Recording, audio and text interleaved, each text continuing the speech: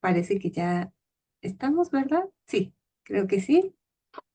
Bueno, pues muy buenas tardes. Bienvenidos todos aquí a nuestra última charla de este primer ciclo de charlas de divulgación sobre lógicas contemporáneas.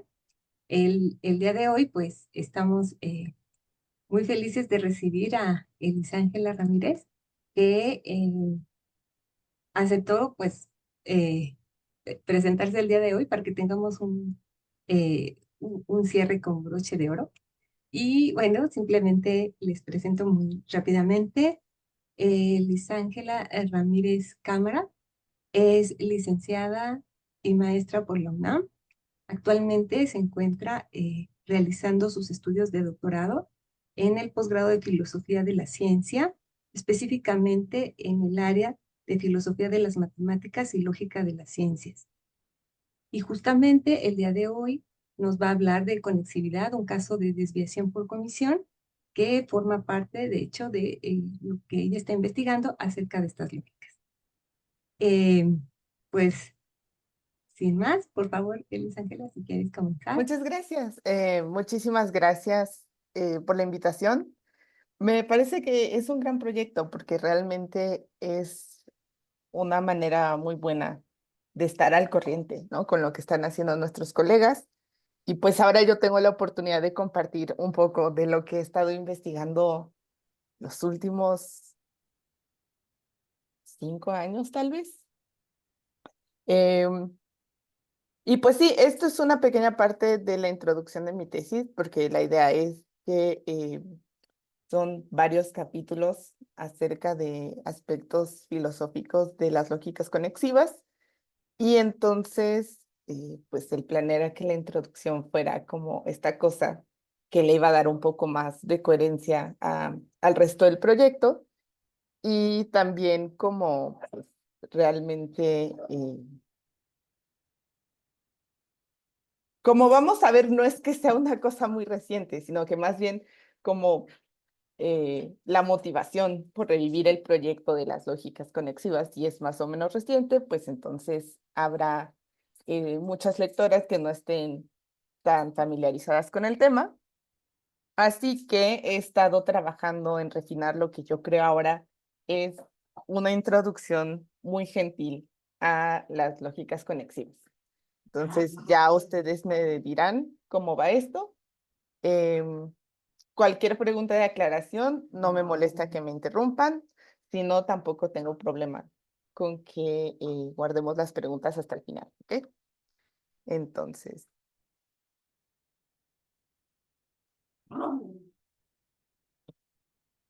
listo. Esta plática está dividida en dos grandes partes. Entonces, la primera vamos a hablar en general, más o menos, acerca del lugar de las lógicas conexivas en la familia más grande de las lógicas no clásicas, ¿no? Entonces, para esto, vamos a ver qué es lo que distingue a las lógicas conexivas de otras lógicas no clásicas un poco más conocidas y vamos a tratar de formar pues una imagen más o menos general que nos ayude como a ubicar todas estas distintas lógicas. Y después es un poco tendencioso, pero más bien la segunda parte vamos a concentrarnos en dos estrategias para obtener lógicas conexivas. ¿No? Yo puse conexividad y la invalidez de simplificación de la conjunción porque quizá es mi parte favorita, pero vamos a hablar de muchas más cosas muy interesantes. Entonces, en la primera parte, vamos a ver que las lógicas conexivas son contraclásicas. Vamos a ver qué significa que una lógica sea contraclásica y las vamos a comparar con las lógicas subclásicas. Vamos a hablar de un obstáculo para la contraclasicidad, que va a ser el riesgo de que nuestra lógica sea trivial. Sí es posible tener lógicas contraclásicas, pero en este caso específicamente lógicas conexivas que no son triviales. Y cómo decidimos cuál, ay, perdón. ¿Cómo vamos a decidir cuál es el principio lógico incorrecto para evitar la trivialidad? La segunda parte es en parte una revisión histórica, por esto que les decía que las lógicas conexivas no son un invento moderno, ¿no? Realmente tienen bastante historia y se puede rastrear como, no solo historia, sino que se resiste, es un proyecto que se resiste a sucumbir ante las objeciones. Entonces, vamos a hablar un poco de eso y después ya vamos a entrar en algunos detalles técnicos de cómo se distinguen las estrategias para desarrollar lógicas conexivas. Eh, y bueno, pues vamos a sacar unas cuantas conclusiones. Ok, entonces, como les dije, vamos a empezar con que las lógicas conexivas son contraclásicas. ¿Qué significa esto? Bueno, todavía hay un poco de discusión acerca de exactamente qué propiedades tiene que tener una lógica para contar como conexiva. Pero quizá una de las que sí estamos más o menos de acuerdo es que para que una lógica sea conexiva, tiene que tener estas fórmulas como teoremas, ¿no? Entonces tenemos que C1 y C2 nos dicen que no es el caso que es una fórmula implique su negación. Y C3 y C4 nos dicen, espero que no estén escuchando, lo lamento mucho. Tengo un perro y un gato y están haciendo desorden, entonces si me dan un segundito, Se oye muy iré, bien, pero sí. pero de todos modos, por mi propia concentración, iré a asegurarme de que se queden en otro cuarto. Denme un segundo, una disculpa. Adelante, adelante.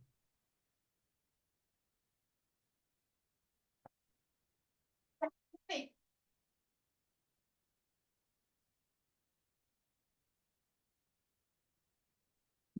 Yo tenía la confianza de que se iban a portar bien. Listo, una disculpa. Sí, entonces, como les decía, C3 y C4 nos dicen que si un enunciado implica ya sea B o su negación, entonces no puede ser el caso que también implique el otro miembro del par contradictorio, ¿no? Entonces, para cualquiera vamos a tener que no puede, o sea, que si implica un elemento de un par de oraciones contradictorias, entonces tampoco no va a poder implicar el otro.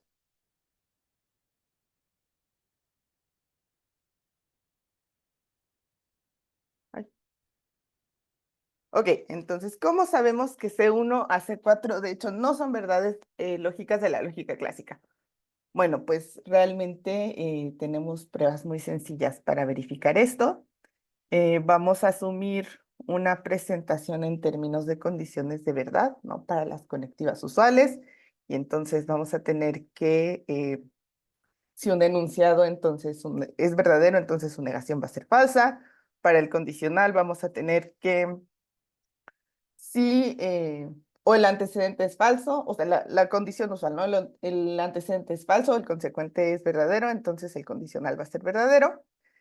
Y vamos a suponer, para probar que C2 de hecho no es una verdad de la lógica, es una verdad de la lógica de la lógica clásica, vamos a comenzar suponiendo que A es verdadero.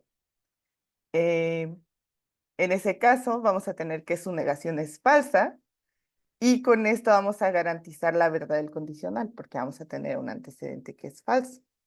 Y como ya garantizamos la verdad del condicional, entonces la negación del condicional, C2, va a ser falsa. Es muy fácil mostrar que una interpretación semejante existe para cada una de las fórmulas. Para C1 solo tenemos que invertir los valores de verdad. Entonces, en lugar de empezar suponiendo que A es verdadero, vamos a comenzar suponiendo que no A es verdadero. Eh, no, perdón, vamos a empezar suponiendo directamente que A es falso. O sea, sí que no A es verdadero, pero realmente lo que nos interesa es conseguir el antecedente falso, ¿no? Entonces, ya que C1 lo que nos dice es que no es el caso que A implique su negación, vamos a comenzar suponiendo que A es falsa para que el antecedente de nuestro condicional sea falso, y entonces vamos a poder hacer una prueba muy parecida. Y para probar que C3 y C4 tampoco son válidas en la lógica clásica, es más o menos igual, solo requerimos que el antecedente sea falso para que eh, toda la fórmula nos resulte falsa. ¿Ok? Y entonces, ¿por qué esto resulta digno de ser estudiado?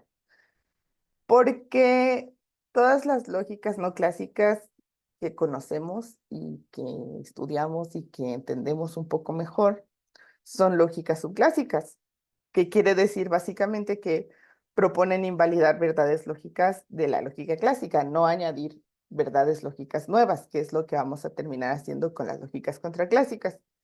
Entonces, vamos a tener este contraste entre las lógicas subclásicas, que simplemente van a tomar una de las verdades lógicas de la lógica clásica y van a decir, bueno, quizá esto no debería de ser una verdad lógica después de todo. Y por otro lado, vamos a tener las lógicas contraclásicas, que lo que van a decir básicamente es, en realidad, el problema con la lógica clásica no es que tenga verdades lógicas de más, sino que le hacen falta esquemas que deberían de ser válidos. Y bueno, otra de las cosas que ya entendemos más o menos acerca de las lógicas subclásicas es que, digamos que una estrategia más o menos general es que la propuesta de invalidar algunas de las verdades lógicas de la lógica clásica siempre va a estar apoyada de una discusión filosófica, ¿no? Entonces tenemos, yo creo, el ejemplo mejor conocido, que es el caso de LP, y que está motivado por discusiones acerca de las inconsistencias eh, en la realidad, de hecho, ¿no? Entonces, la propuesta es que eh, si nuestra teoría lógica, de cierto modo, va a subyacer a nuestra mejor teoría acerca del mundo, acerca de la realidad, acerca, eh, pues sí, de todo, entonces debería, explosión no debería de ser válido porque hay aspectos de la realidad que son irremediablemente inconsistentes. Y entonces la lógica clásica va a ser insuficiente para formalizar esto. Sí, Cristian tiene su manita alzada. Gracias, Elisángela. Solo era una duda aquí. Cuando Ajá, mencionas que hay inconsistencias en la realidad, esto se puede entender de diferentes maneras, ¿no? sí. ¿Hay algún tipo de compromiso aquí, de alguna manera particular de entenderlas, o te mantienes neutra respecto a esto? Justamente iba, yo no sé si tengo una opinión bien definida, pero sí iba a citar la clase de ejemplos que Graham Priest ha desarrollado, ¿no? Porque ha desarrollado una gran variedad de ejemplos, desde unos muy cotidianos hasta otros mucho más sofisticados. Y se supone que esto empieza desde cosas como hace poco estábamos discutiendo acerca de cuáles eran los mejores ejemplos y salieron cosas, por ejemplo, como las etapas de crecimiento de un renacuajo, ¿no? Entonces, nos enseñaron como biología muy básica de más o menos el proceso en el que un renacuajo se transforma en sapo, y es que va desarrollando extremidades y entonces se va poniendo un poco más feo y luego ya se pone un poco menos feo porque ya es un sapo. Pero en esta etapa intermedia realmente hay fases que no vamos a saber cómo clasificar, ¿no? O sea, y que si bien si hay otras propuestas, ¿no? O sea, por ejemplo, bien podría uno escapar diciendo como de, bueno, es que sí va a haber etapas intermedias en las que es claro que un renacuajo es mayoritariamente un renacuajo y no mayoritariamente un sapo, y entonces esas pues van para la categoría anterior y las demás van para la categoría sapo, ¿no? Y entonces, pues lo que va a decir una versión como express sería, ¿no sería mucho más fácil solo admitir que para ciertos propósitos sí es un sapo y no es un sapo al mismo tiempo? Hay ejemplos también que tienen que ver con, eh, digamos, otras teorías, otros conjuntos de enunciados que son un poco más artificiales, porque habla de conjuntos de reglas, ¿no? De conjuntos de leyes. Entonces, no recuerdo muy bien el ejemplo, pero está esta cosa de que estamos determinando las reglas para un cruce peatonal y entonces es posible que sin darnos cuenta establezcamos un sistema de reglas tal que sea contradictorio, ¿no? Entonces te va a decir, bueno, pues realmente la sociedad va a seguir funcionando, ¿no? O sea, no va a ser una cuestión como de que ya porque tenemos un sistema contradictorio de reglas y además para algo tan sencillo como para un cruce peatonal, se va a seguir la catástrofe, ¿no? No vamos a empezar a creer que todo es verdadero y no van a pasar cosas muy extrañas. Entonces, eh, pues sí, ¿no? O sea, quizás solo podamos asumir que, bueno, ya cometimos el error, ya está como estas reglas que se contradicen, pero no pasa nada. De todos modos, podemos seguir obteniendo nuestras consecuencias acerca de lo que deberíamos y no deberíamos hacer en vista de las demás reglas. Em, y bueno, los ejemplos más sofisticados ya tienen que ver más con el movimiento y matemáticas y sí, que supongo que también juega a su favor, ¿no? Porque entonces te dice realmente la variedad de casos y de ejemplos y la variedad de, o sea, los distintos grados de complejidad que tienen, te muestran que, eh, pues realmente sí, ¿no? O sea, realmente quizá sí haya algo ahí que tomar en cuenta a la hora de considerar cuál es la mejor lógica para formalizar nuestra descripción más completa de la realidad. Muchas gracias. Ok, sí, entonces eso era lo que quería explicar un poco cuando les lanzara esta frase, ¿no? Como muy dramática, que es que la realidad, que hay aspectos de la realidad que son irremediablemente inconsistentes. Y pues bueno, antes de justo meternos en la discusión de si para el caso de las lógicas conexivas vale la pena hacer algo parecido, ¿no? Como empezar con esta discusión filosófica, tratar de como estudiarlas de manera más seria, estudiar sistemas particulares, todas estas cosas, pues la pregunta obligada es que si de hecho podemos tener, sí, lógicas conexivas, pero también lógicas contraclásicas, así sin más, ¿no? Porque como ya había estado hablando un poco antes, creo que es más o menos sencillo, ¿no? Incluso previo a la discusión filosófica, pensar que alguien podría decir, bueno, pues este argumento que la lógica clásica sanciona como válido, yo podría tener razones para pensar que no lo es. Eh, no así con añadir más cosas, ¿no? O sea, como que sí suena a que si después de tantos años la teoría ha funcionado y nadie se ha visto, nadie ha visto la necesidad de agregarle más cosas, entonces, pues, ¿por qué lo haríamos, no? En primer lugar. Y pues la respuesta es que sí y que no, ¿no? O sea, sí podemos tener lógicas conexivas así sin más, porque pues sí, bien podríamos decir, ah, bueno, pues esos esquemas C1 a C4 que les mostré en la primera diapositiva ahora son verdades lógicas. de la lógica clásica, además. El problema con esto es que la lógica clásica tiene esta bonita propiedad que se llama postcompleción, ¿no? La lógica clásica es postcompleta, que quiere decir que no hay una extensión propia y consistente del conjunto de verdades lógicas de la lógica clásica, que básicamente quiere decir exactamente lo que temíamos. No se le puede añadir más de lo que ya contiene y que el resultado sea un conjunto consistente de verdades lógicas. Para ver esto, tenemos mi prueba favorita, mi principio lógico favorito del mundo mundial.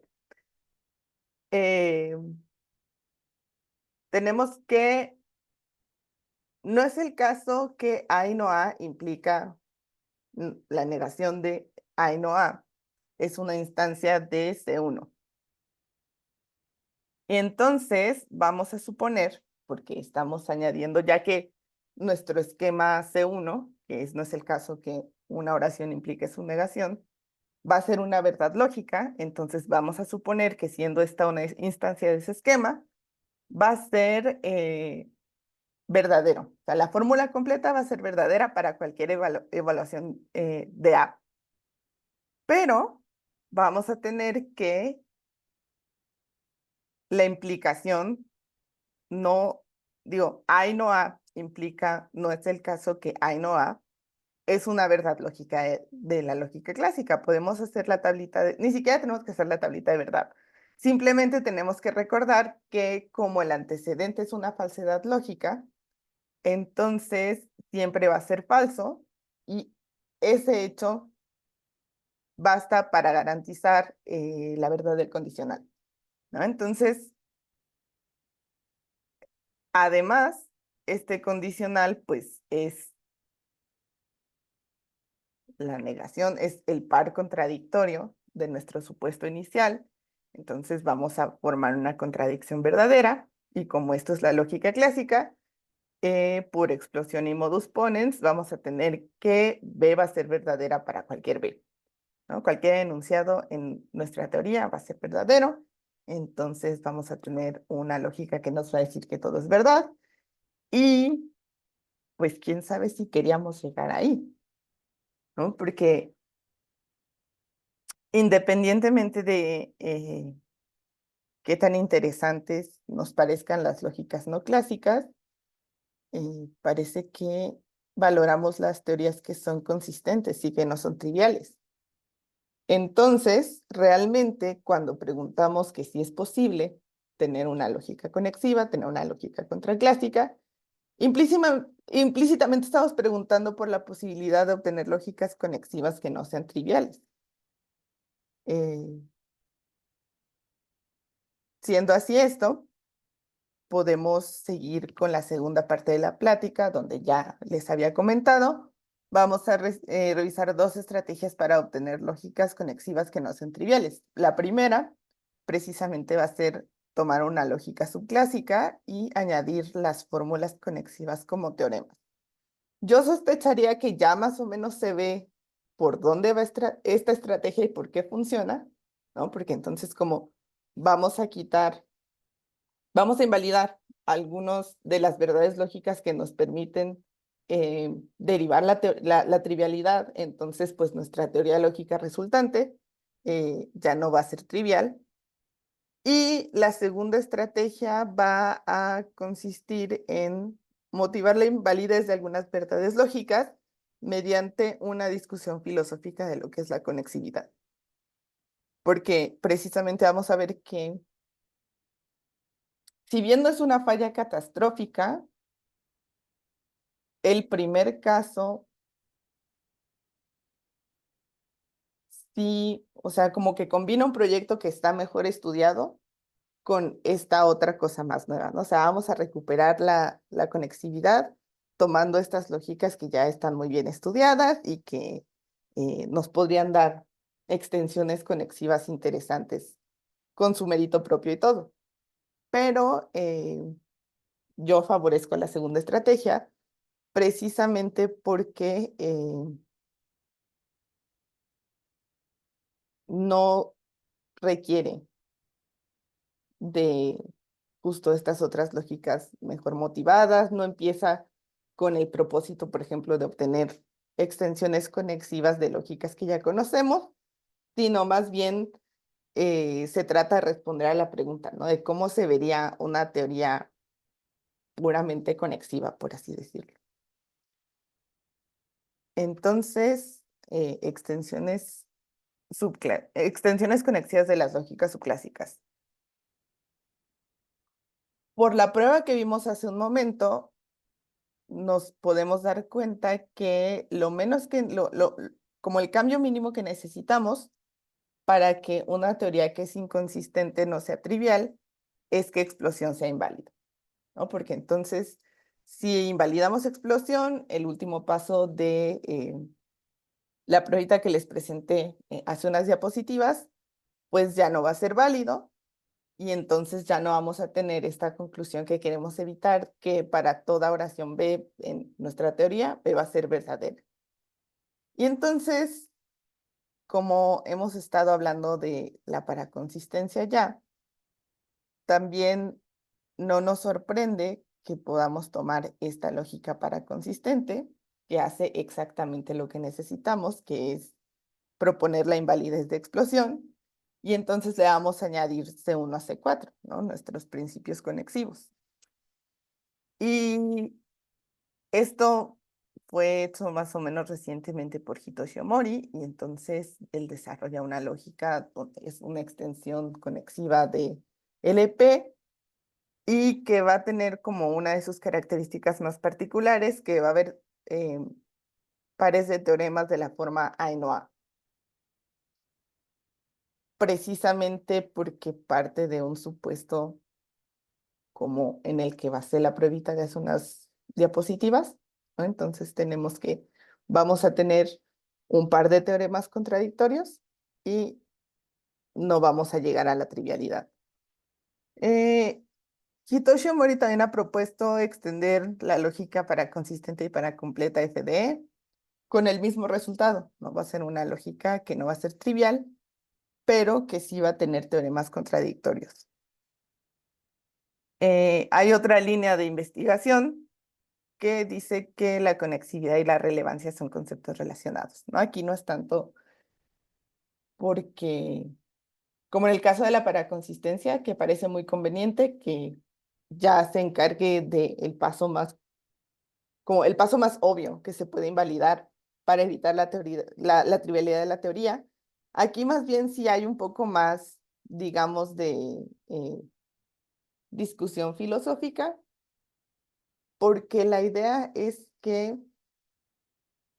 la relevancia lógica, ¿no? O sea, esta idea general de que el antecedente y el consecuente de una implicación deberían de ser relevantes entre sí, donde la relevancia es un requisito adicional a simplemente preservar verdad, tiene algo que ver, está relacionado, está emparentado con la idea de la conexividad, ¿no? O sea, como parece que justo lo que C1 a C4 imponen también son requisitos acerca de cómo deberían de estar conectados el antecedente y el consecuente de una aplicación, ¿no? C1 y C2 nos dicen que una oración no puede implicar a su contradictoria, y C3 y C4 nos dicen que no hay enunciados que impliquen a ambos elementos en un par de oraciones contradictorias.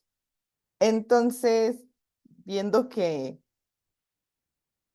podrías tomarse como una restricción de este tipo, la propuesta es ver si es posible extender una lógica de la relevancia con los principios conexivos para obtener una lógica conexiva.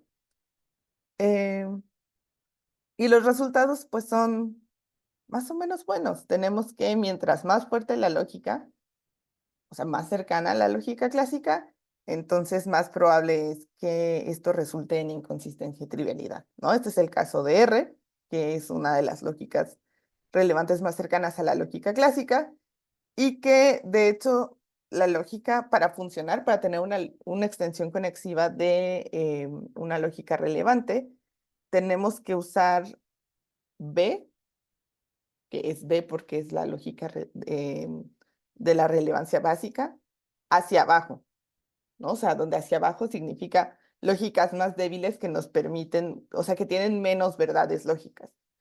Y vamos a tener, como en el caso anterior de LP y FDE, que los sistemas resultantes, las extensiones resultantes, no van a ser triviales, pero también van a tener teoremas contradictorios, ¿no? Parece que en esta estrategia es inevitable que uno termine con teoremas contradictorios en su lógica.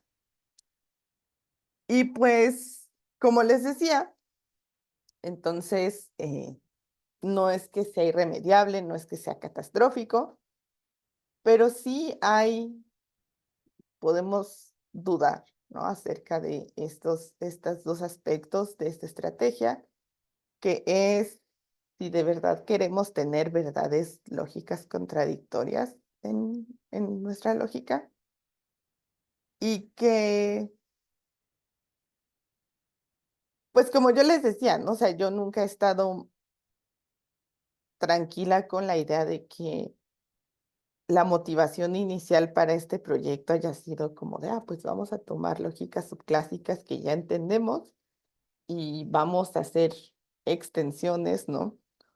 Porque, y sí ha pasado, creo que justamente es lo que hace que esta estrategia sea susceptible a la objeción de que los principios conexivos, ¿no? La conexividad en general, no es realmente algo que debamos de tomarnos en serio. Parece más bien que es una curiosidad teórica que tal vez deberíamos dejar en paz. De nuevo, esto no es catastrófico, esto no es algo que muestre que no es sostenible la estrategia de extender lógicas subclásicas con los principios conexivos. Solo en este caso sí, es casi una cuestión de mis preferencias, ¿no? Porque hay cosas muy interesantes y se han probado resultados muy interesantes aquí también.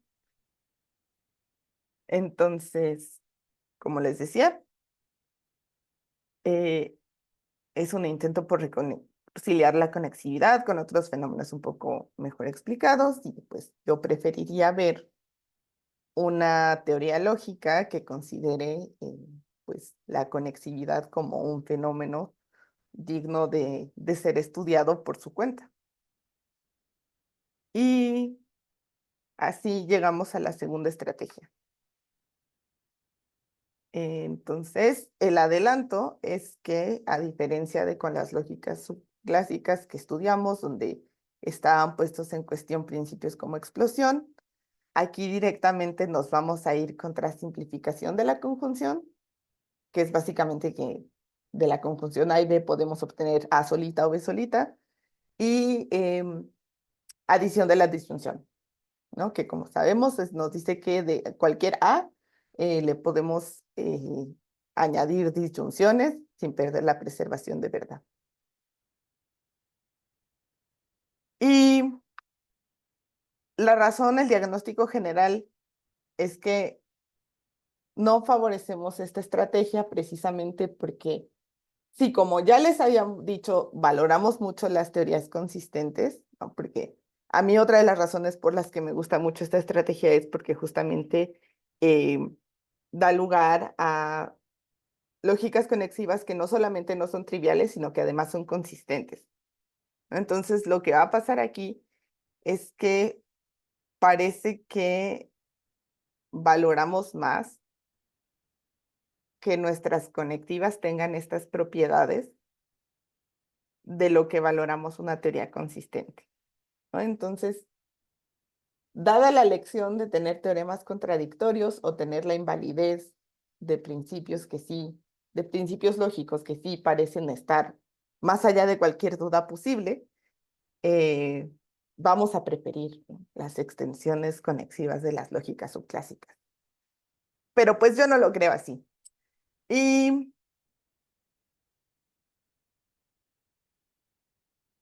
vamos a recuperar también esta idea de que, así como en las lógicas subclásicas, vamos a dar una discusión filosófica, ¿no? Motivación detrás de la propuesta de invalidar alguna verdad lógica. Aquí solo vamos a dar una discusión filosófica que nos permita motivar la idea de que sí, podemos construir un sistema lógico alrededor de los principios conexivos.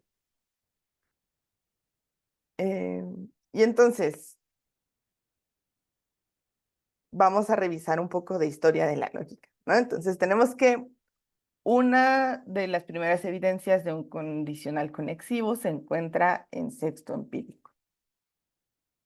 Y lo que Sexto Empírico reporta es que había teóricos que presentaban la noción de coherencia y nos decían que una implicación es válida cuando la negación de lo que en ella está como consecuente se contrapone también a lo que en ella está como antecedente.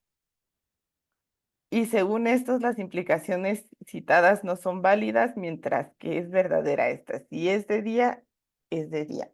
Entonces, este es un pasaje extremadamente complicado solo para que podamos recuperar, para empezar, la validez de la reflexividad del condicional. O sea, si bien el condicional que sí es válido es A implica A, y las implicaciones citadas como inválidas son: si es de día, yo estoy dictando, y si los elementos de los seres no son indivisibles, entonces los elementos de los seres son indivisibles.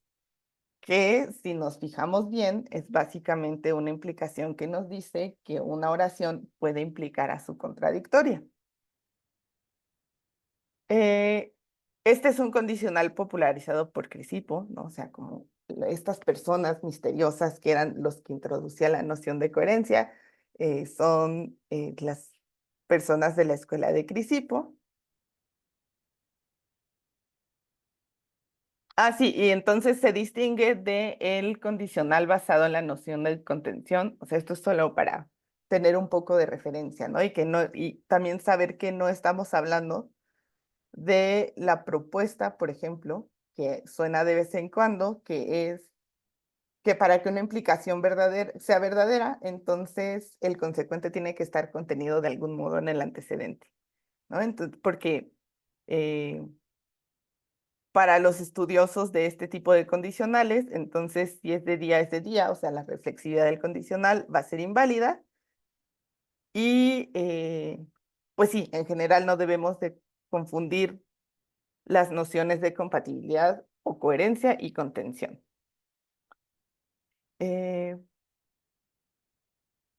Esto es porque también hablamos un poco en la estrategia de las lógicas subclásicas acerca de pues extender, ¿no? O sea, usar la conexividad para extender esta noción de relevancia lógica. Y lo que va a suceder es que resulta que la idea de contención también es altamente compatible con la noción de relevancia lógica, ¿no? Porque, como ya les había dicho, si la petición de la relevancia lógica en general, una conexión entre el antecedente y el consecuente de una implicación más allá de la preservación de verdad, entonces parece que un requisito pues razonable es pedir que el consecuente esté contenido en el antecedente. Y también tenemos que tener cuidado porque, por ejemplo, justo en el caso de principios como C1 y C2, sí va a suceder que podemos dar una explicación de las tesis conexivas en términos de contención, ¿no? Pero realmente, pues no queremos hacer eso porque no estamos hablando acerca de el contenido, o sea, no estamos hablando acerca de si el antecedente, si el consecuente tiene que estar contenido de algún modo, el consecuente en el antecedente, sino más bien acerca precisamente de la noción de consistencia, ¿no? O sea, de qué significa que dos oraciones sean incompatibles o inconsistentes entre sí.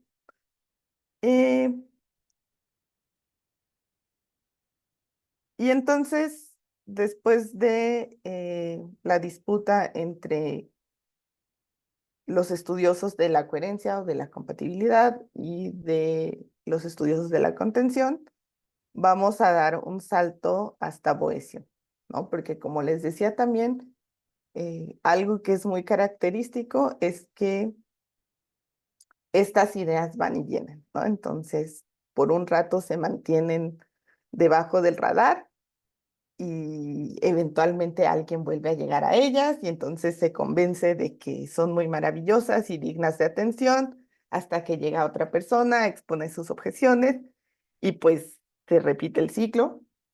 Y creo yo que también es una de las propiedades distintivas de la conexividad y una de las razones por las que me gusta tanto estudiarla. Quiero creer que esa resistencia a morir es como una señal de algo bueno. Entonces, tenemos a Boecio, que nos dice que hay consecuencias accidentales y hay consecuencias por naturaleza.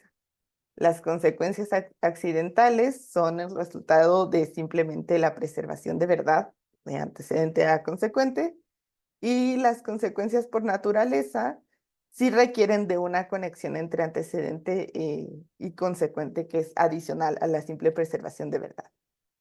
Entonces, la validez de consecuencia accidental se va a dar en virtud que ambas partes del condicional sean verdades necesarias. Ejemplos en términos de lo que era una verdad necesaria en los tiempos de Boecio es: siempre que el fuego es caliente, los cielos son redondos, ¿no? Entonces, es imposible que las oraciones que componen esta implicación sean falsas, por lo tanto, el condicional es verdadero solo en virtud de la preservación de verdad entre sus partes. Sin embargo, hay otro tipo de, Boecio reconoce otro tipo de implicaciones, como si la Tierra se interpusiera entre el Sol y la Luna, sucedería un eclipse. Si algo es un hombre, entonces es un animal. ¿Por qué?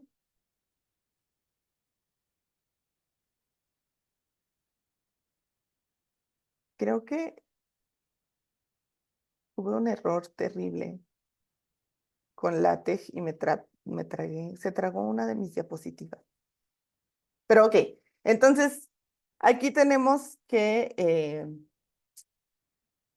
lo que Boecio nos va a decir al respecto es que vamos a necesitar más que la simple preservación de verdad, ¿no? Entonces, lo que vamos a necesitar es que pues haya una conexión temática, por decirlo de una manera como muy sencilla, donde en el primer caso, digamos, el condicional, o sea, los componentes del condicional están conectados por las reglas de la física elemental, ¿no? Y el segundo ejemplo claramente viene de las categorías aristotélicas. Entonces, pues está esta conexión adicional, ¿no? Y justamente en la diapositiva que no está, les decía que aunque han habido varias críticas a su teoría, pues realmente creo que se concentran en, sí, tal vez en errores muy básicos y que Boecio no era el mejor de los lógicos, según nos cuenta la leyenda, pero que la verdad es que había considerado muchas cosas que Boecio en su teoría lógica considera muchas cosas, o sea, rescata muchas cosas que ya, tal vez por eso la mala fama, ¿no? Que habían caído, no solo que habían caído en el descrédito como la idea de la conexión adicional entre el antecedente y el consecuente de una implicación, de tal modo que nos lleve a los principios conexivos, sino también cosas como las paradojas de la implicación material, ¿no? O sea, Boecio sí llega a dudar de si un antecedente, de un condicional con un antecedente imposible se debería de seguir cualquier cosa. Entonces, se suponía que debería de haber una diapositiva más donde les contaba acerca de todas las teorías, todas las bondades de la teoría lógica de Boecio antes de pasar con Pedro Abelardo, ¿no? O sea, Pedro Abelardo es uno de los expositores más comprometidos con el proyecto de la conexividad. Algunas personas consideran que es el último, pero es porque no conocen a Nelson, de quien vamos a hablar ahorita. Pero sí, quizá es quien desarrolló una de las teorías más completas y que está férreamente comprometido a, hasta prácticamente el momento de su muerte. El problema con la teoría de Pedro Abelardo es que sí cayó en la trampa de confundir compatibilidad o consistencia con contención, ¿no? Entonces, su teoría claramente va a incluir un principio de contención que nos dice que un condicional solo va a ser verdadero si el consecuente está contenido en el antecedente. Y también nos va a decir que los siguientes principios conexivos son válidos, ¿no? Entonces tenemos los que ya habíamos estudiado, que aquí son C1 y C1 asterisco, los que ya habíamos visto en la otra parte de la plática, y C3 y C3 asterisco, que son C3 y C4. Y además va a añadir dos principios nuevos, ¿no? Que si ven, se parecen mucho a C3 y C4, pero tienen forma de conjunción negada en lugar de un condicional. Entonces vamos a tener que si A implica B, no va a ser el caso que si A implica B, entonces no A también implique B, y no va a ser el caso que si A implica B, digo que A implique B y que A implique no B al mismo tiempo. Un problema grave con esto, ya como les decía, es que el principio de contención sí es compatible con los esquemas de simplificación y con los esquemas conexivos, a pesar de que simplificación y conexividad son la causa de la inconsistencia. Y entonces, Alberico de París expuso esta falla en la teoría conexiva de Pedro Abelardo, contribuyó al descrédito de las teorías conexivas porque la leyenda nos cuenta de que una vez que Alberico de París responde, ¿no? Expone esta objeción a la teoría lógica de Abelardo y muestra que hay que sus supuestos son inconsistentes, entonces, pues solo contribuye al descrédito de las teorías conexivas y en general, de manera más general también a esta idea de que la implicación lógica requiere algo más que la preservación de verdad, ¿no? Entonces, este es el argumento de Alberico, donde demuestra que asumiendo muy poquitas cosas y cosas con las que Pedro Abelardo estaba de acuerdo que fueran válidas, se puede derivar una contradicción. Luis y yo tenemos un bonito artículo donde defendemos que Pedro Abelardo se dejó guiar por las intuiciones equivocadas, es decir, cayó en la confusión entre que compatibilidad y contención se parecen mucho, son casi lo mismo, no hace daño tenerlas todas en tu teoría. Entonces, si hubiera sido un poco, si hubiera discernido un poco más y se hubiera decidido por compatibilidad y no por contención, entonces hubiera justificado la invalidez de los esquemas de simplificación, como se supone que lo hizo ya después, ¿no? O sea, una vez eh, que vio el argumento de Alberico, nunca publicó una respuesta porque estaba viejo y cansado ya al parecer, pero hay reportes muy oscuros y reportes muy pequeños que nos dicen que pues su convicción era que los esquemas de simplificación eran probablemente inválidos, ¿no? Entonces, de cierto modo nos comprometimos a llenar ese hueco. Y, ok, entonces, quedamos que Alberico hace su magia, todo el mundo le cree, ya otros teóricos estaban proponiendo que efectivamente para la implicación lógica no se necesitaba más que preservación de verdad, se vuelve el canon, ¿no? O sea, ya esto es la idea aceptada acerca de la implicación, tiene su momento crucial, ¿no? Con la publicación de Principia Mathematica. Aquí ya no queda duda alguna de que la noción correcta de implicación es preservación de verdad. Y, sin embargo, esta idea, y la idea de la implicación estricta también, trae consigo las paradojas de la implicación material y de la implicación estricta.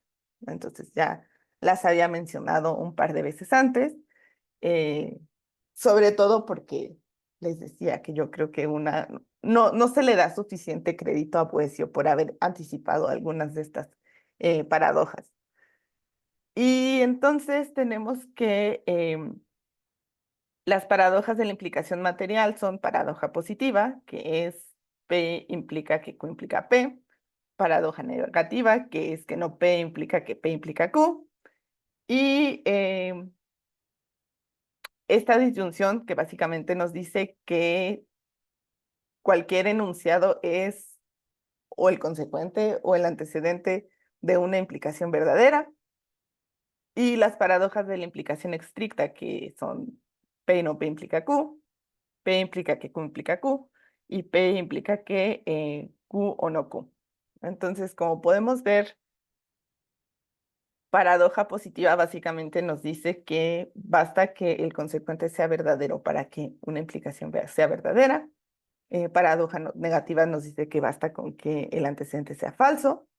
Este tercer principio, como ya les dije, nos dice que para cualquier oración, entonces, o es el consecuente de una implicación verdadera o es el antecedente de una implicación verdadera.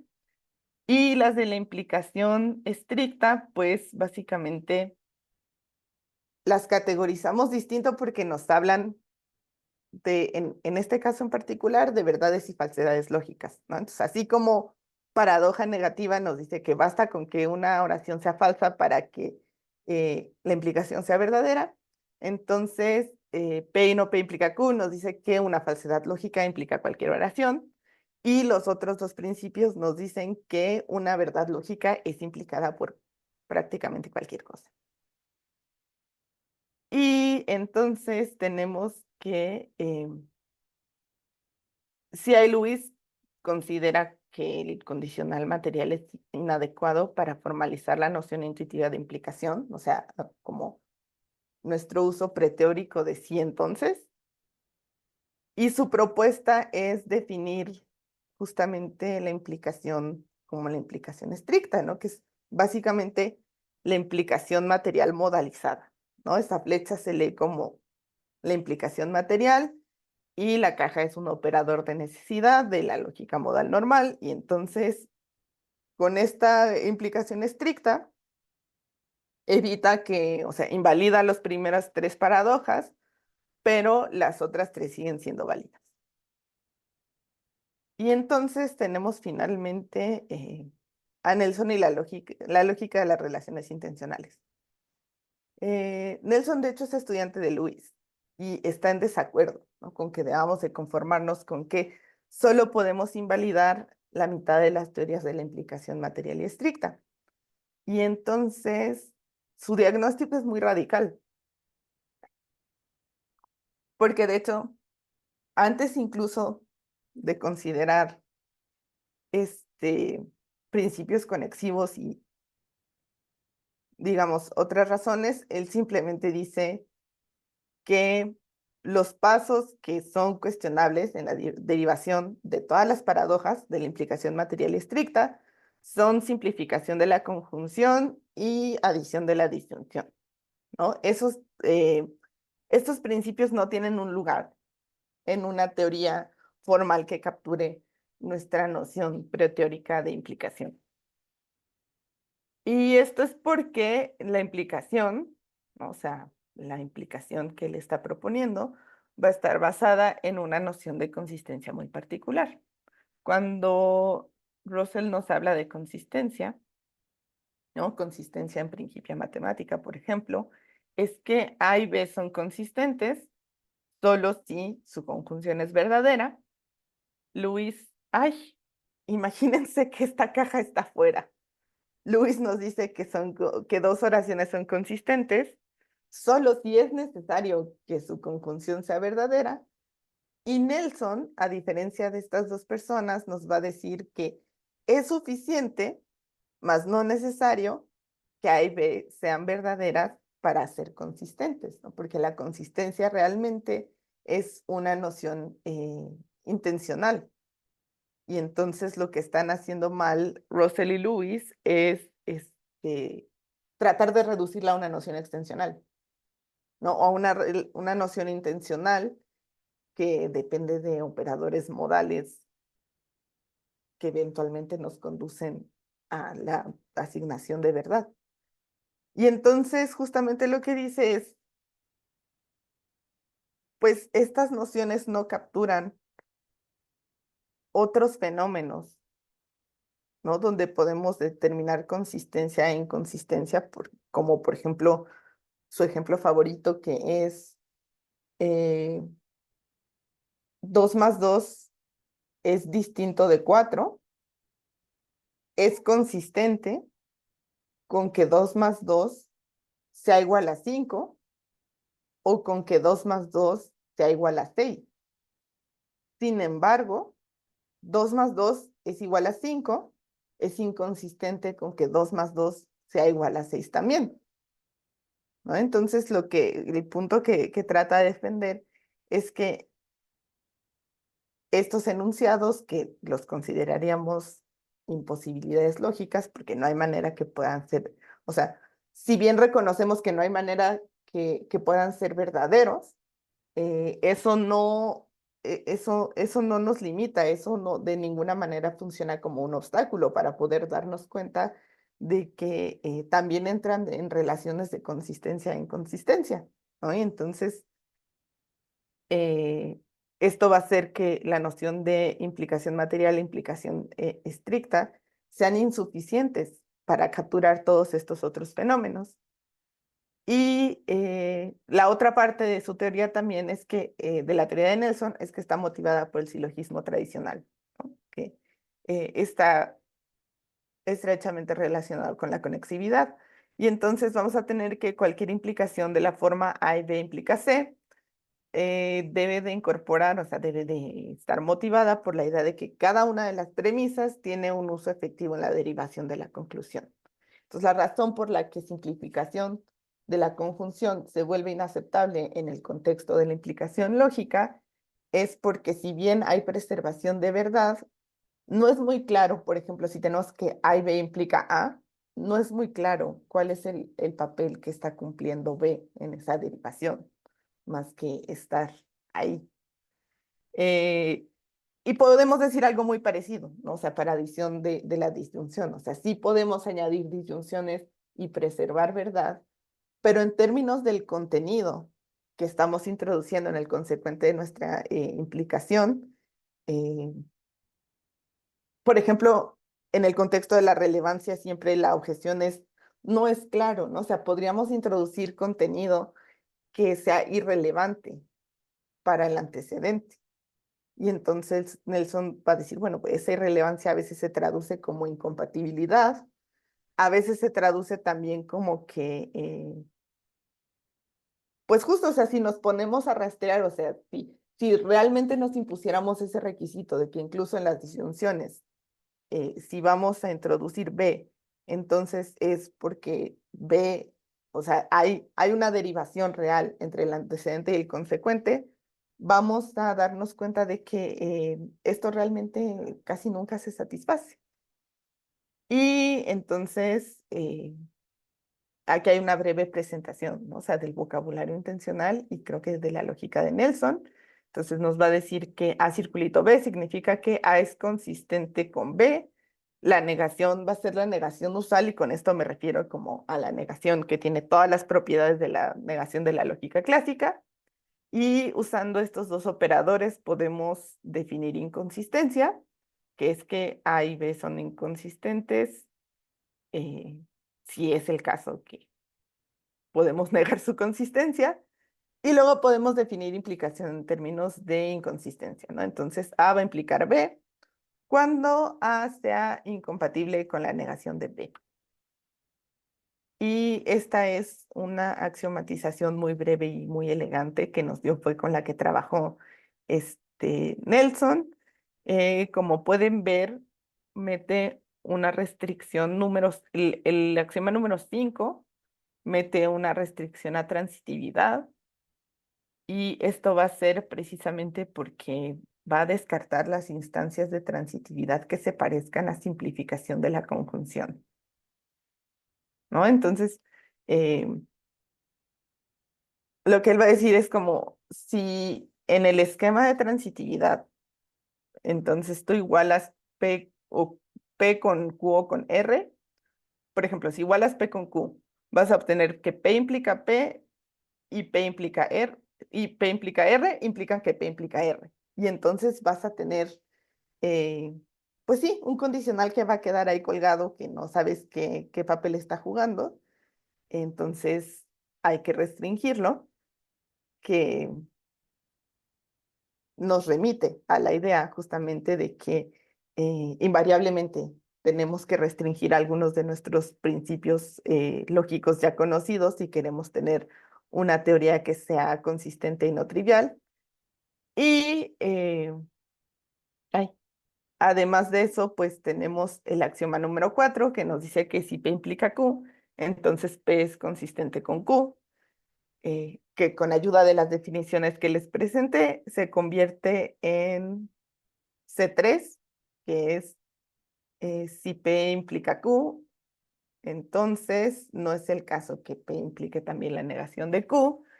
Y con los principios que aquí, o sea, con los axiomas que tenemos aquí disponibles, es suficiente para probar los 4 principios conexivos que les presenté al inicio de esta plática.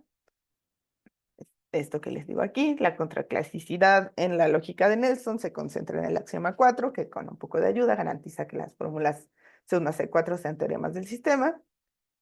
Y pues como les decía un poco, a mí me parece que este proyecto es notable porque es la etapa más reciente de este gran proyecto lógico de la conexividad que empezó hace mucho tiempo y que se ha declarado muerto en varias ocasiones. Y justamente por eso les decía que algunas personas incluso considerarán, ¿no?, que la teoría lógica de Pedro Abelardo fue el último gran intento por tomarse en serio la conexividad, porque, o sea, creo que debemos de ser. Ahora quiero pensar que ya somos más. He platicado de esto ante varias audiencias. Pero sí, realmente debe ser un grupo muy limitado de personas el que está familiarizado con la existencia del proyecto de Nelson, por ejemplo, ¿no? Porque además sí está un poco opacado por Russell y Lewis, de todas las personas. Entonces, para resumir, en esta plática ubicamos a las lógicas conexivas dentro de la gran familia de las lógicas no clásicas, revisamos brevemente la diferencia entre su clasicidad y contraclasicidad, y después de considerar brevemente la relación entre contraclasicidad y trivialidad, revisamos 2 estrategias para obtener lógicas conexivas, debería de decir, que no sean triviales.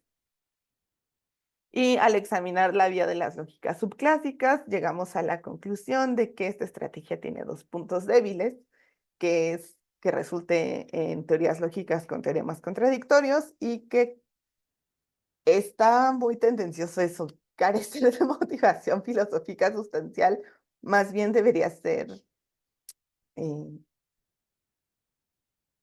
era más o menos lo que les decía, ¿no? O sea, que no dependa de proyectos existentes, incluso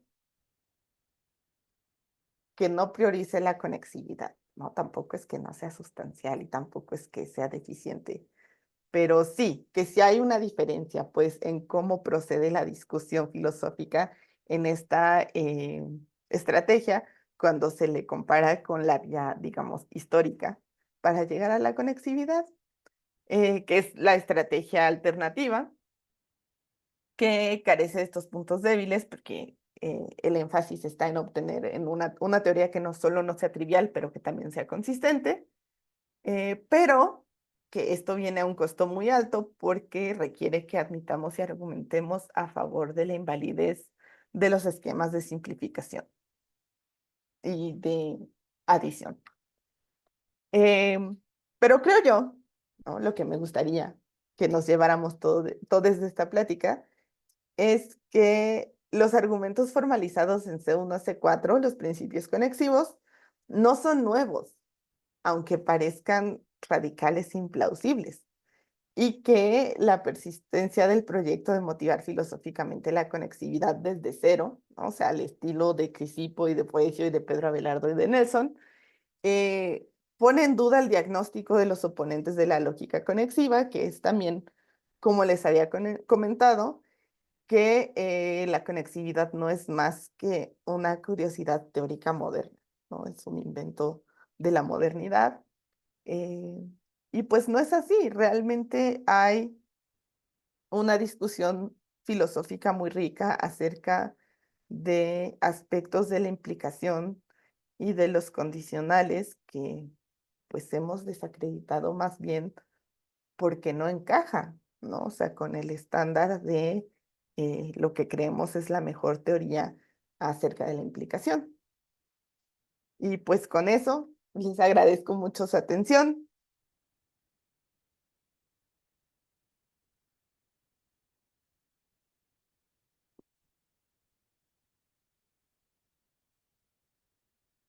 Por el contrario, Ángela, muchísimas gracias. A ver, por aquí andamos.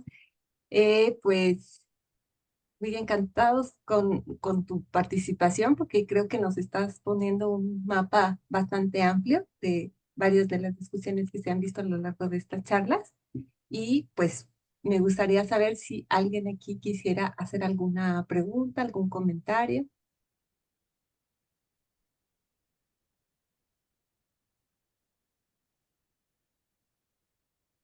¿Aún no? Bueno, quieren hacer un poquito de tiempo.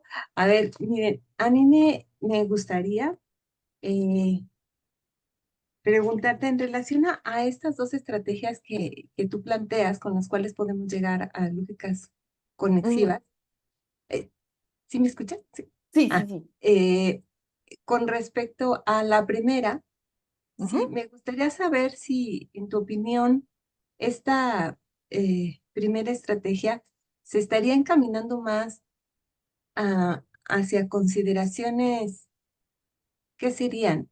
Más técnicas, motivaciones más técnicas, porque si te entendí bien, en la segunda estrategia, eh, esta idea que tienes de motivar la invalidez, yo la sentí que la estás conectando hacia discusiones filosóficas, ¿no? Que incluso nos lleva a hacer, pues, hasta una revisión histórica de lo que estamos entendiendo por lógica, y eso me parece de entrada muy interesante. Pero para tratar de hacer más ese contraste con esta primera estrategia, ¿en dónde la colocarías la otra? O sea, para esta primera estrategia no sería muy importante eh, este tipo de discusiones filosóficas, y por eso yo decía, entonces se va más hacia cuestiones meramente más técnicas, al grado de que, si te entendí bien, en este planteamiento de tener lógicas conexivas que tuvieran algunos principios contradictorios, no les resulta este, algo difícil de aceptar, ¿no? Me parece que va por allí. Ujú. Entonces, por un lado, mi pregunta es si crees que esta estrategia entonces em, no le parecería pertinente hacer esta revisión a cuestiones de discusiones filosóficas, y va más en un sentido puramente técnico, o cómo entenderlo, por una parte, y por otra, ver si em, eh, detrás, y ahí sí ya no sé si solamente de la primera o de la segunda, ¿cómo tú leerías que detrás de las motivaciones para trabajar en lógicas conexivas juega el papel de la intuición? Es decir, creo que en general, lo que son las propuestas de lógicas no clásicas, así, pareciera ser que la intuición lógica, si es que hay algo similar, varía, ¿no? Como que eh, mm, alguien podría suponer que la lógica clásica nos da cierta intuición lógica y que entonces las propuestas no clásicas pues no simpatizan con esa intuición, ¿no? Entonces, si estarías o no de acuerdo en que si existe una cosa así o si podríamos hablar o deberíamos hablar de algo así como intuición lógica, y cómo quedaría con respecto a estas dos em, rutas, digamos, para llegar a proponer sistemas conexivos. No sé si fue clara la pregunta. Sí, Ok, perfecto. eh, ok. La primera parte es una gran pregunta porque sí, me gusta cuando me obliga a pensar un poco más al respecto, eh, porque en otros momentos incluso yo era todavía más intolerante y sí decía como de, estas personas sí están tratando solo de hacer extensiones de lógicas, o sea, sí, sí están, o sea, no están muy alejados justo de esta noción de que es una curiosidad teórica y entonces encontraron los principios conexivos y dijeron como de, bueno, pues vamos a ver como a cuántas lógicas se los podemos aventar y qué obtenemos. Ahora que he tenido bastante tiempo para pensarlo un poco mejor, eh, pienso que es más bien un espectro, ¿no? Y que justo más que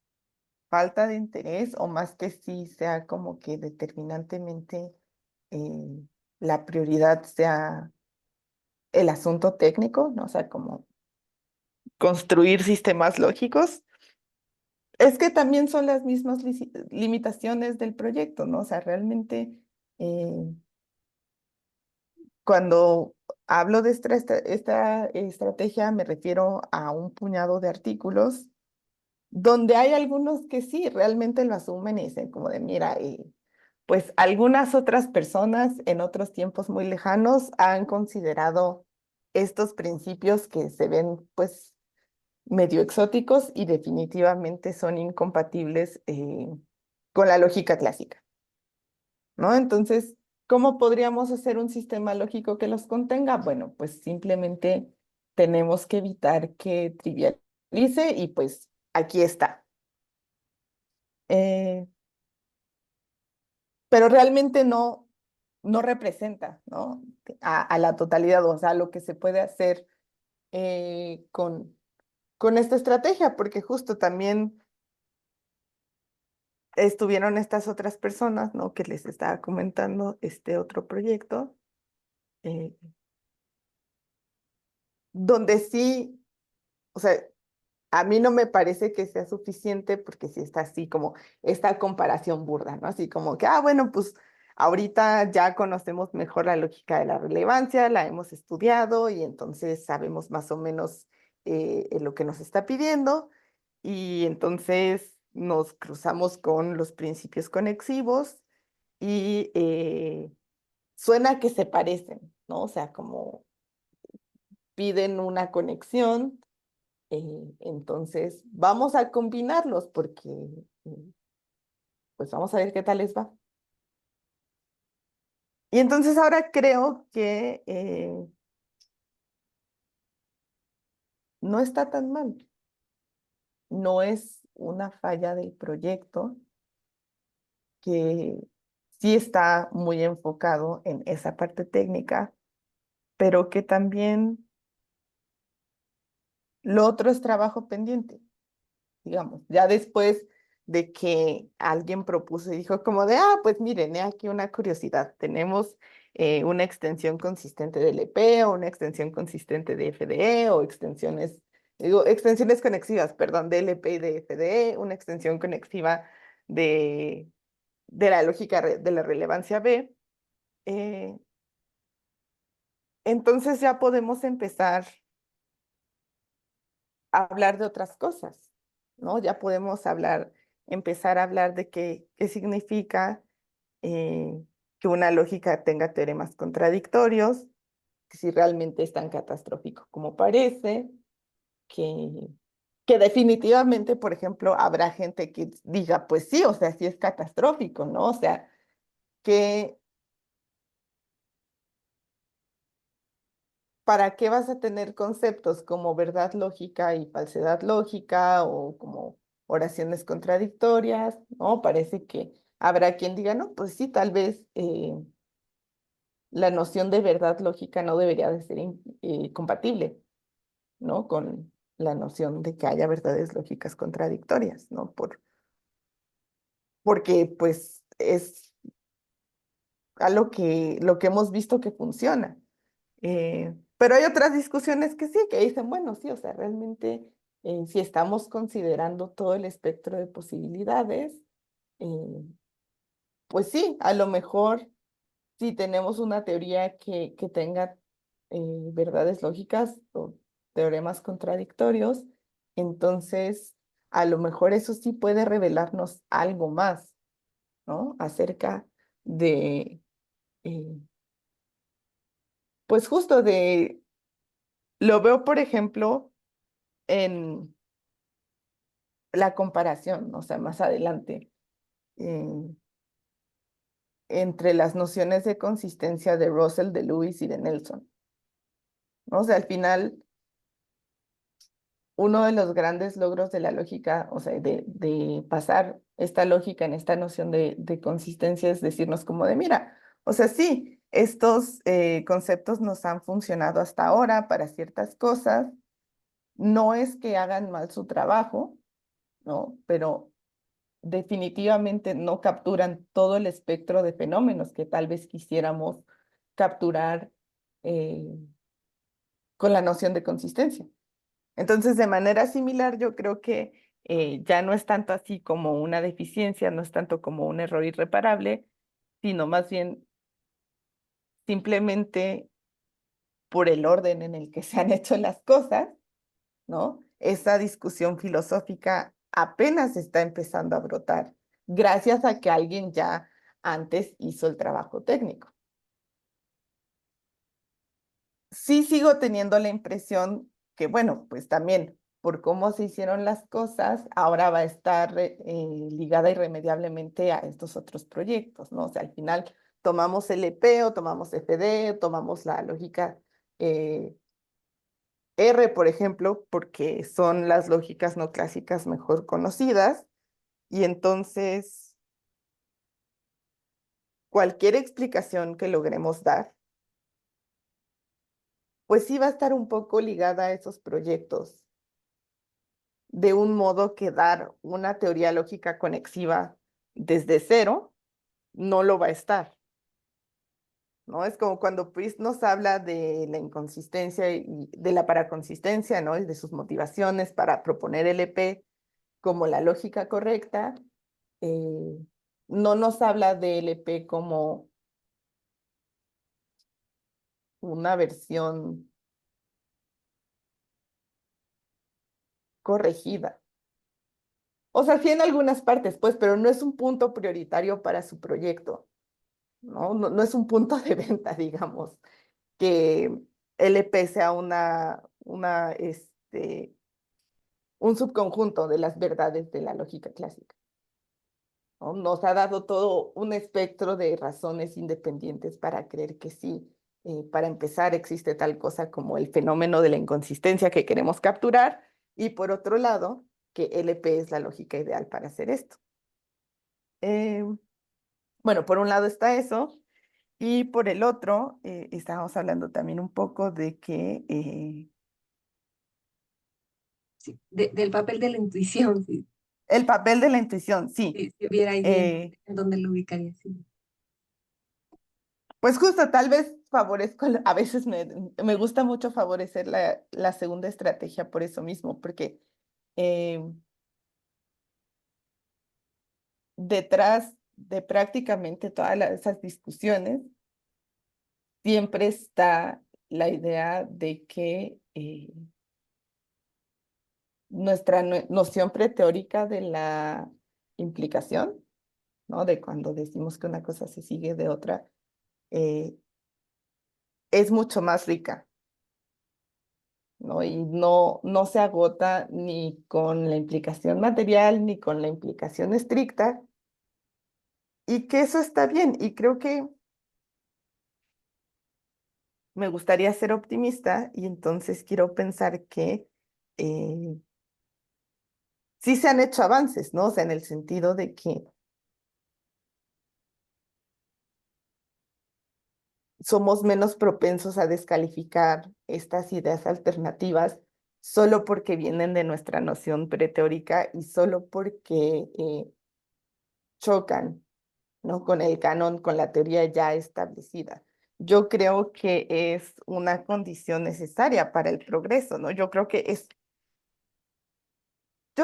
el que la lógica como disciplina no se estanque en la lógica clásica, en la lógica modal normal, es algo bueno, y creo que no va en contra de los grandes éxitos de la lógica, o sea, de las lógicas ya bien establecidas y que conocemos, ¿no? Y creo que hasta cierto punto es normal encontrar esa resistencia de decir como de, uy, no, o sea, es que esto ya, ¿no? O sea, es como un ambiente cerrado, ya es como un ecosistema autosuficiente, ¿no? La lógica clásica ya está completa, ya tiene todo lo que necesita.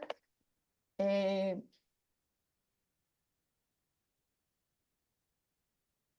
con eso sí estoy en desacuerdo, ¿no? O sea, con esta confusión de que como la lógica clásica ya es un ecosistema cerrado y ya tiene sus grandes éxitos y ya hizo su chamba y ya como está bien establecida, ¿no? Por eso ya se tenga que acabar ahí. Y de manera más importante que cualquier cosa que resulte, ¿no? De ir más allá de la lógica clásica, sea para ver qué pasa si aceptas menos cosas, ¿no? O sea, si le quitas cosas o que le aceptas cosas, ya sea salir de los límites de la lógica como disciplina, o como campo de estudio. Y la verdad es que,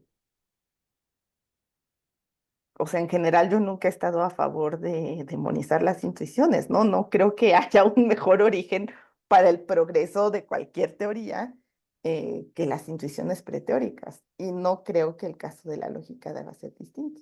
Entonces, yo creo que una de las más grandes motivaciones que tengo para mi proyecto de investigación, por ejemplo, es eso, es la idea de que las intuiciones preteóricas acerca de la implicación y de los condicionales no deberían de ser menospreciadas como no lógicas.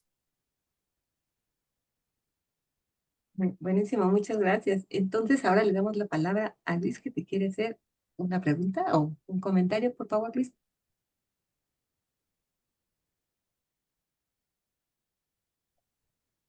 Sí, gracias. Y Elisángela ya sabe que estoy en desacuerdo con prácticamente todas sus diapositivas. Sí, Eh, pero eso es algunos algo desa- bueno. no, algunos desacuerdos son más graves que otros, pero quiero insistir en la duda de Gabriela, porque déjame ponerlo de este modo. Yo creo que la distinción entre los dos proyectos es más bien espuria y que am, el que tú veas tan débil al primer proyecto en comparación con el segundo se debe a que te cuentas la historia de una manera que yo creo que no es correcta. Ujú, Piensa, por ejemplo, en el segundo proyecto, que es el de, bueno, vamos a decir que a nosotros sí nos importa la filosofía y entonces por razones filosóficas vamos a tratar de, no solo filosóficas, sino eh, por razones que tienen que ver con la validez de los esquemas conexivos, vamos a tratar de deshacernos también de, vamos a ver qué consecuencias tiene eso para algunos argumentos válidos de la lógica clásica. Y entonces parece que no le va a ir bien a simplificación. Pero lamentablemente a veces no hay sustituto filosófico para la matemática y entonces tienes que ver qué va a resultar de eso. Ujú, Eh, entonces, muy bien, gracias. Se va simplificación y luego, porque parece que a la lógica clásica menos simplificación y las otras cosas que tengan que irse, más los axiomas conexivos, te va a dar una lógica contradictoria, por lo que ya nos enseñaron las personas del primer proyecto. ¿Por qué? Porque si tienes al menos una lógica tan fuerte como B, que es ujú, bastante débil, más axiomas conexivos, vas a tener una lógica contradictoria. Entonces tienes que remover un montón de la lógica clásica para que no tengas contradictoriedad. Entonces, si eso era algo que nos molestaba del primer proyecto, empezar como se quiere con el segundo no nos va a llevar muy lejos. Y entonces uno tiene que preguntarse más bien en el espíritu del primer proyecto, ¿qué tan subclásico tiene que ser esto? ujú, Eh, entonces, pues, uno se va a dar cuenta de que B no es la lógica de la relevancia más lejana de la lógica clásica. Ahí está FDE, pero FDE de todos modos nos va a devolver cosas contradictorias cuando le metas conexividad. Entonces, ¿qué tan subclásico te tienes que ir si quieres evitar la, la contradictoriedad? Y estos resultados ya son conocidos. Te tienes que ir muy abajo, tienes que ir a la lógica lineal. Lógica lineal más conexividad, entonces ya te va a dar algo que no es contradictorio. ujú, Y no es que la lógica lineal sea una curiosidad técnica, como tampoco lo fue FDE, como tampoco lo fueron LP. Y ahí es donde digo que te cuentas la historia rara. Todas sí, estas lógicas tienen motivaciones filosóficas bastante sólidas. Y quizá tú digas, ah, sí, pero la combinación con la conexividad es la que está un poco chafa. Y yo creo que no, porque todas estas lógicas siempre han tenido ah, se me acaba de ir la palabra.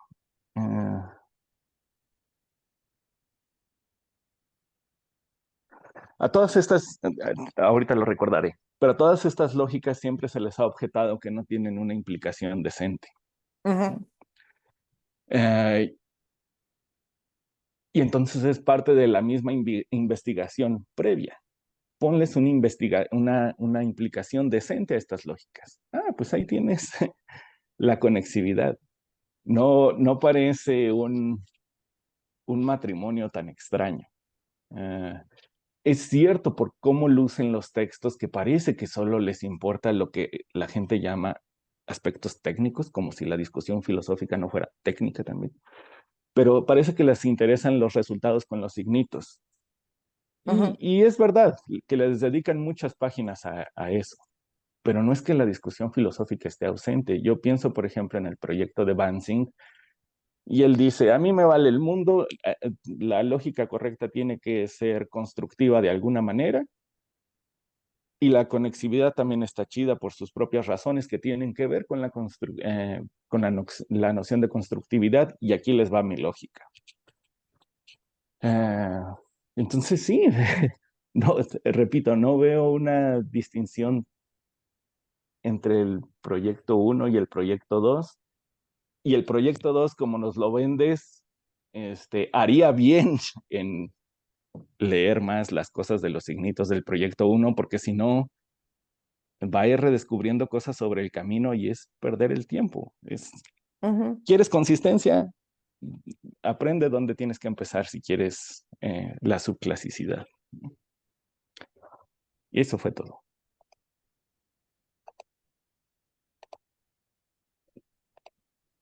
Ok.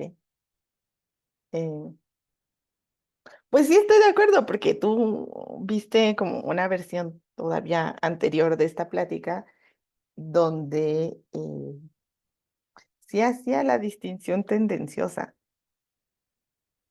Entonces, tal vez recuperé la cordura demasiado tarde porque, o sea, definitivamente ya no estoy de acuerdo con eh,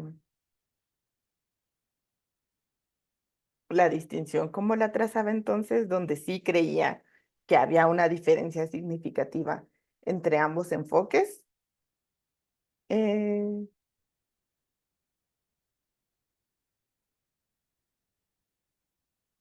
quizá, quizá no me he convencido del todo, quizá todavía como caí en la tentación de presentarlo de este modo porque eh,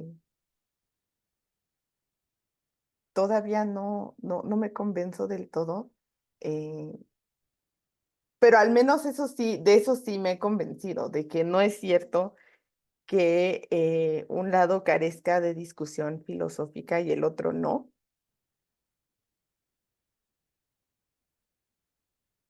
No se me ocurre si podría salvar una distinción metodológica, por ejemplo, ¿no? O sea, como ahora sí me doy cuenta, eh, en vista de los comentarios, de que tal vez sí, aún pasa por una distinción mucho más sustancial de lo que debería de ser. eh, Y en parte también porque realmente no se me ocurrió otra manera de ordenar esto.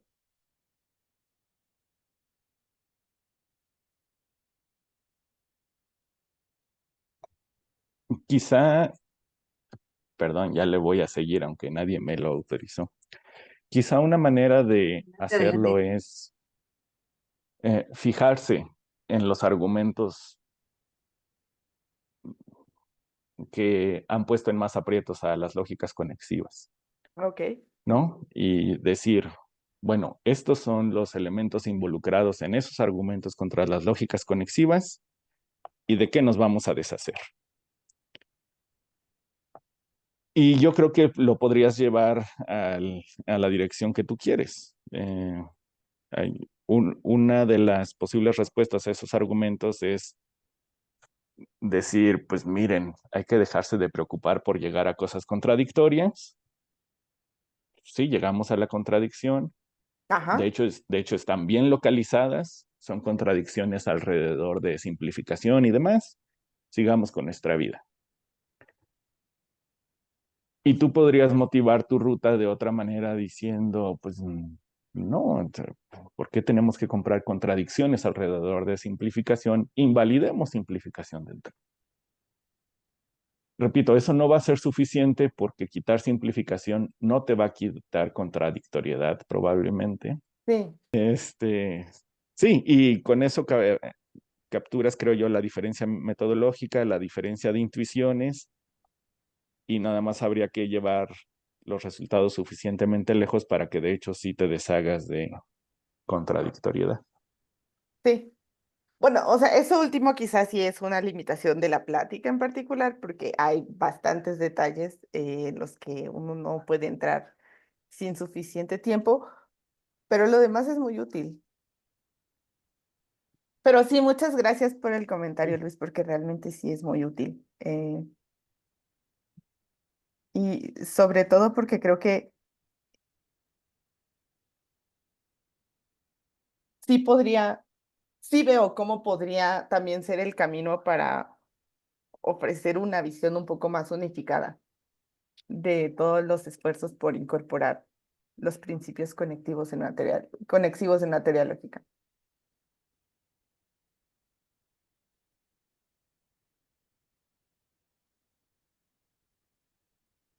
Bueno, Luis tiene... ¿Alguien más quisiera hacer alguna observación, comentario, pregunta? Bien, yo creo que para dar un poquito de espacio a ver si alguien más se anima, ya que tenemos todavía tiempo, lo único que sí quisiera yo es resaltar pues el sentido de este ciclo de charlas, ¿no? Estamos eh, queriendo conocer lo que están haciendo nuestros jóvenes en la UNAM, que ya algunos, los primeros, ya incluso están en otros lados después de haber hecho el posgrado en la UNAM, otros lo están haciendo en este momento y creo que es sumamente valioso conocer el trabajo que están realizando, el tipo de discusiones que están llevando a cabo, especialmente en esta primera oportunidad en el grupo de investigación que dirige Luis Estrada. Y entonces eso creo que es de gran valor. No sé, Eli, si me permites proyectar nada más una hojita, Sí, claro. ¿sí? Porque lo único que también quería era recordar un poco y que esta actividad está siendo realizada en el marco de unos proyectos que quisiera compartirles aquí, nada más como ese recordatorio. Sí, entonces pues esto, ¿no? Aquí tenemos estos, el PROIN 2431, Red de Difusión de Lógica y Argumentación, y también el proyecto PAPIR IG 400-422, de alguna manera han dado el respaldo para que pudiéramos realizar este ciclo de charlas. Aquí también les presento el sitio web que tenemos de la REDLA, justamente esta Red de Difusión de Lógica y Argumentación. En esa página vamos a estar colocando, además de los videos que se han generado en este ciclo, algunos materiales adicionales que nos están proporcionando los expositores. También tenemos el correo electrónico redla.unam@gmail.com, en el que estamos muy abiertos a recibir sus comentarios, sugerencias, incluso críticas o cualquier idea que nos pueda ayudar a realizar este esfuerzo de una manera pues más amplia, que pueda llegar a más auditorio interesado. Entonces sería magnífico que quisieran escribirnos. Y bueno, pues también tenemos el sitio de YouTube en el que hemos estado subiendo los videos con estas participaciones y que pues el día de hoy pues ya tenemos la última sesión. Y bueno, no quería dejar de hacer el reconocimiento a estos proyectos y le doy la palabra a René para que haga su pregunta, comentario, por favor. Buenas tardes a todos y a todos. No es un comentario para la presentación que me pareció excelentemente buena, sino más bien para la última parte que acaba de señalar. Mm, Acerca de la difusión, sí sería muy interesante que, bueno, en mi caso, estoy desde aquí de la ciudad de Puebla, de la UAP, este, se pudieran transmitir charlas de esta naturaleza a los chicos, a los estudiantes de nivel medio y superior, que es en donde yo me desempeño como profesor de lógica, sobre todo por esa distinción, porque muchas veces nos quedamos cortos con el temario en el que llevamos a los alumnos en pura lógica clásica, cómo validar un argumento, deducción natural, y creo que sería muy interesante hacer charlas de difusión como estas que se están propiciando ahora para tener un encuentro con los estudiantes y de alguna manera propiciar esa motivación para que exista más el estudio de la lógica en otros escenarios, sobre todo en la UNAM, evidentemente, pero principalmente fuera, porque creo que sí es muy importante estas charlas que se están llevando a cabo, sobre todo en el sentido de difundirla con estudiantes de 15 a 18 años, que hay muchos que están muy interesados, pero pues al mismo tiempo, por falta de conocimiento de aplicaciones directas o indirectas en diferentes áreas de la lógica, deciden estudiar alguna otra cosa, por ejemplo, matemáticas, física, robótica, y creo que sí sería sumamente importante tener en cuenta esto. Ese era mi comentario. Gracias. Gracias, René. Qué gusto saber que profesores de bachillerato también están interesados en seguir avanzando más allá de sus programas de estudio. Eso es muy, muy valioso y te agradezco que lo hayas hecho el comentario abiertamente. Eh, entonces, como les decía, pues tenemos esos canales de comunicación. Si nos quieren hacer llegar más observaciones, pues muy bienvenidas. Le comentaba también a Eli antes de comenzar el día de hoy que pues estamos aprendiendo, ¿no? A hacer cómo ir haciendo este tipo de trabajos de difusión. Y pues estoy sumamente agradecida con ella y con cada uno de los expositores de este primer ciclo porque pues se ofrecieron y estuvieron de acuerdo en que aunque no teníamos muy claro todos los aspectos técnicos para llevar a cabo una experiencia de este estilo, pues no impidió que ellos tuvieran el ánimo y el entusiasmo de participar y se los agradezco mucho. Entonces, a partir de esta experiencia podemos, espero yo, cada vez ir mejorando. Tenemos un proyecto que es para 3 años y la intención es que por lo menos tengamos un ciclo de charlas en cada semestre. Estamos arrancando ahora, así que todas sus observaciones van a ser bien, muy bien recibidas para que nos permita justamente mejorar. Y no sé si alguien más tuviera algún comentario, alguna pregunta, por favor.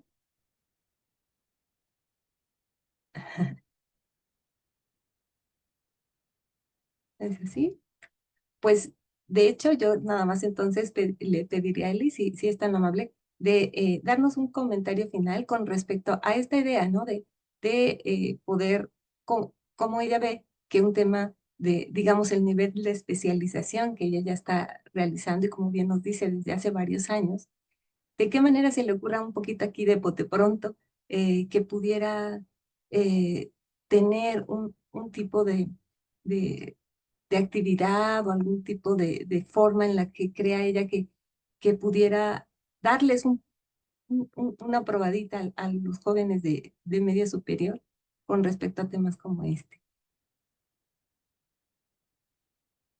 No sé si sea un poco complicado lo que... Eh, no, pues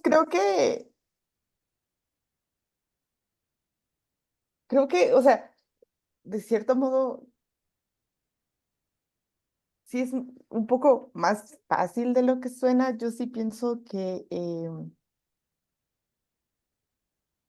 a veces parece que como son lógicas no clásicas y son cosas muy nuevas y eh, involucran a veces como formalismos muy complicados, parece que sí, que sí hay una brecha, ¿no? Que sí hay una brecha muy grande porque ya tenemos como muy bien calculado, ya tenemos como bien practicado cómo enseñar lógica clásica. eh, Y no es así. Por ejemplo, yo creo que en particular, quizá es porque la lógica conexiva y tiene esta relación tan fuerte con los condicionales y con estas intuiciones acerca eh,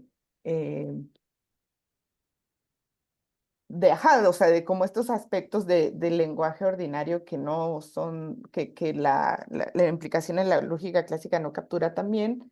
eh, pues justo basta considerar, por ejemplo, yo no vería tan problemático una versión muy explicadita de el argumento de Alberico de París, ¿no? Contra la teoría lógica de Pedro Abelardo, ¿no? Explicar como de, mira, pues Pedro Abelardo creía que estos principios eran más o menos representativos de cómo de una noción más amplia, ¿no? Una noción más rica de la implicación, basada en en nuestras intuiciones preteóricas, eh, pero resulta que otra persona un poco más listilla, pues vio estas fallas, ¿no?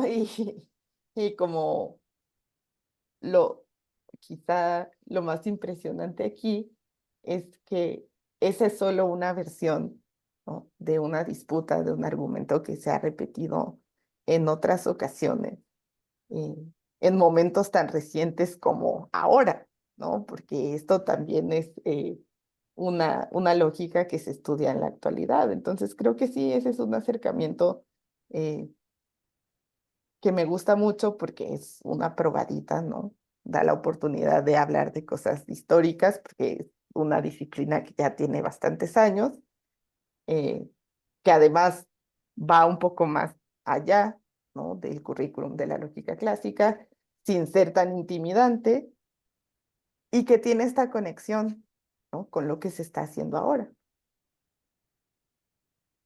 Sí, yo creo que apuntas muy bien. O sea, creo que todas estas referencias históricas por un lado, ya son valiosas en sí mismas, ¿no? Para Ujú, ujú. ir pensando que no solamente estos emblemáticos autores de la lógica clásica son los únicos que han hecho aportaciones valiosas, y rastrearle un poco más y llegar a las intuiciones que ellos puedan tener ahora, ¿no? Sí, Y claro, y tampoco meter como formalismos intimidantes, ¿no? Que digan como, que, híjole, ¿y qué tengo yo que ver con todo esto? Yo sí eh, soy muy creyente de que a veces menos es más. Entonces ya una vez que todos estamos familiarizados pues con estas ideas básicas, ya podemos ir construyendo sobre esa base para cosas un poco más sofisticadas. ok, muy bueno, muy bueno. Muchísimas gracias. Y pues no sé si alguien más tendría algún comentario final. De no ser así, pues entonces podemos dar por concluida la sesión de hoy. Y como les digo, pues ya muy prontito ponemos el video y pues por favor les pido que estemos en comunicación por alguno de los canales que tenemos para ello y esperemos muy pronto volvernos a encontrar en un nuevo ciclo. Muchas gracias por su apoyo, por su atención y hasta pronto. Que estén. Gracias, nos vemos. Gracias a todos. Hasta luego.